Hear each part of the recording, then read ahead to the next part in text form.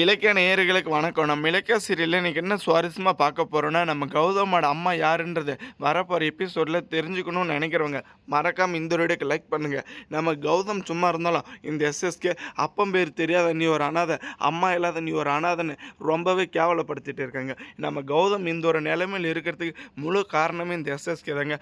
ஆனா நமக்கு எல்லாருக்குமே தெரியும், கௌதமோட அப்பா யாரு, அம்மா யாருன்னு. இந்த ஒரு உண்மைய வந்துட்டு கௌதமுக்கு தெரியாதுன்னு ரொம்பவே இந்த எஸ்எஸ்கே கேவலப்படுத்திட்டு இருக்காங்க. ஆனால் இதுக்கு மேலே நம்ம கௌதம் வந்துட்டு இந்த எஸ்எஸ்கே கிட்ட பணிஞ்சியும் இல்லை பொறுமையாகவும் போகணும்னு அவசியமே கிடையாதுங்க. உனக்கு தேவை என் அம்மா தானே, நாளைக்கு வா கண்டிப்பாக எங்கள் அம்மாவை வந்துட்டு நான் காமிக்கிறேன், அப்போ வந்துட்டு தெரியும் நான் அனாதையா இல்லை அனாதை இல்லையான்னு. நம்ம எஸ்எஸ்கேவோட சர்ட்டை பிடிச்ச பயங்கரமான கேள்வி கேட்டுட்டு வீடு திரும்புகிறாங்க. ஆனால் கண்டிப்பாக நம்ம கௌதம் வந்துட்டு அவங்க அம்மாவை கண்டுபிடிச்சிருவாங்களான்னு நினைக்கிறவங்க மறக்காமல் உங்கள் கருத்துக்களை கமெண்ட் பண்ணுங்கள். ஒரு வழியாக ரேவதி தான் நம்ம கௌதமோட அம்மான்ற உண்மை வந்துட்டு நம்ம கௌதமுக்கு எப்போ தான் தெரிய வருதுன்னு கொஞ்சம் கூட புரியலைங்க. ஏன்னா அந்த ஒரு வீட்டுக்குள்ளே நம்ம இலக்கியாவும் அந்த ஒரு உண்மையை சொல்லலை, நம்ம ஜானகி அந்த ஒரு உண்மையை சொல்லலைங்க. 2 பேரும் மறைச்சிட்டு தான் இருக்காங்க.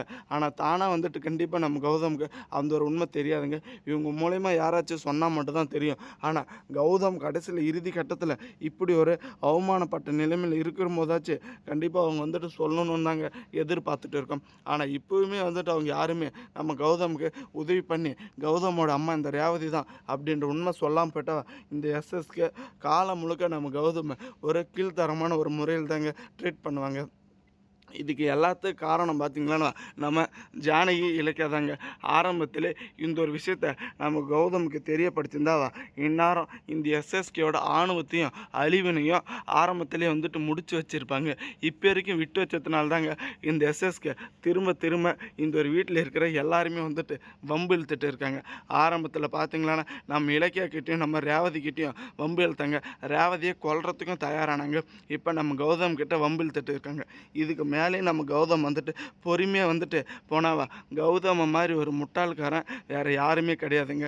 ஒரு பக்கம் பார்த்தீங்களானவா நம்ம கௌதம்க்கு வந்துட்டு இந்த பூஜா கிட்டேருந்து ஃபோன் வருது, உங்களை உடனே வந்துட்டுனா இந்த ரெஸ்டாரண்ட்டில் மீட் பண்ணணும் வாங்கன்னு. நம்ம கௌதம் வந்துட்டு வேலை விஷயமாக தான் இருக்குமான்னு எதிர்பார்த்துட்டு போகிறாங்க. ஆனால் அங்கே போனால் தாங்க தெரியுது நம்ம பூஜை வந்துட்டு அவங்களுடைய காதலை நம்ம கௌதம் கிட்ட சொல்கிறாங்க.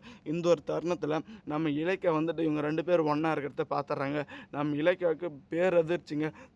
கௌதம், நீ வந்துட்டு என்னை நினச்சிக்கிட்டு இன்னொரு பொண்ணு கூட பேசிட்டு இருக்கியா, உன்னை நினச்சாலே எனக்கு அருவருப்பாக இருக்குது, குடும்பம் இருக்கிற சூழ்நிலைக்கு நீ இப்படி வந்துட்டு பண்ணிட்டு இருக்கியா, வேலை விஷயமாக தான் வெளியே போகிறேன்னு சொன்னேன், ஆனால் இங்கே பார்த்தீங்கன்னா ரெஸ்டாரண்ட்டில் இவங்கக்கிட்ட வந்துட்டு பேசிட்டு இருக்குன்னு. ஆனால் கடைசியில் நம்ம இலக்கியாவுக்கு பேரதிர்ச்சி எப்படின்னாவா கூட இருக்கிறது இந்த இலக்கியா தாங்க.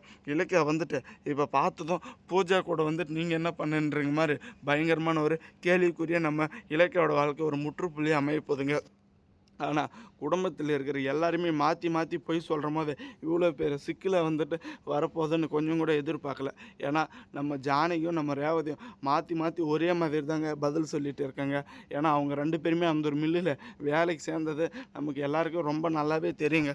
அப்படி இருக்கிற போது இப்போ ஒரு கட்டத்தில் இவங்க வந்துட்டு இந்த ஒரு வேலைக்கே போகக்கூடாதுன்னு நம்ம இலக்கிய தெரிய வந்துச்சுன்னா ஸ்டாப் பண்ணுறாங்க.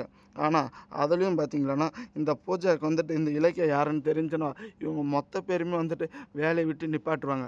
அடுத்தபடியாக திரும்ப வந்துட்டு நம்ம இலக்கியாவும் இந்த ஒரு வீட்டில் இருக்கிறவங்களும் ரோடாக வேலைக்கு தாங்க அலையணும். ஆனால் எப்படியாச்சும் வந்துட்டு கௌதமுக்கு அந்த ஒரு பூஜை வந்துட்டு காதலை சொல்லாமல் இருக்கணும். அதே சமயம் இந்த எஸ்எஸ்கேவுக்கு சவால் விட்டதை நிறைவேற்றணும்னு நினைக்கிறவங்க இப்போ தான் நாங்கள் ரொம்பவே எதிர்பார்த்துட்டு இருக்கோம்.